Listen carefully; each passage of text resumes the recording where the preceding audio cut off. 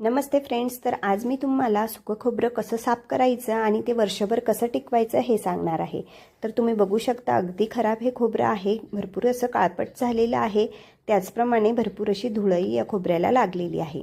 खोबरं स्वच्छ करण्यासाठी सुरुवातीला त्यात कोमट पाणी टाकून ह्या वाट्या स्वच्छ अशा धुवून घ्यायच्या आहे।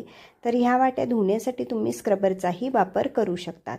अशा प्रकारे स्वच्छ पाण्याने ह्या वाट्या धुवून झाल्या की त्या एका ताटात ठेवून घ्यायच्या आहे। तुम्ही बघू शकतात भरपूर असं खराब पाणी ह्या वाट्यांचं निघालेलं आहे। तर अशा प्रकारे ह्या वाट्या पालथ्या मी ठेवल्या होत्या, जेणेकरून आतलं पाणी सर्व निथळून जाणार आहे। नंतर ह्या वाट्या अशा प्रकारे मी उन्हात 1 तासासाठी वाळत घातल्या होत्या।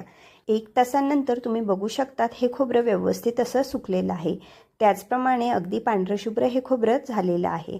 आता हे खोबरं व्यवस्थित सुकल्यानंतर त्याला थोडंसं खोबरेल तेल लावून ठेवायचं आहे, जेणेकरून तुम्ही हे खोबरं साठवून ठेवू शकता।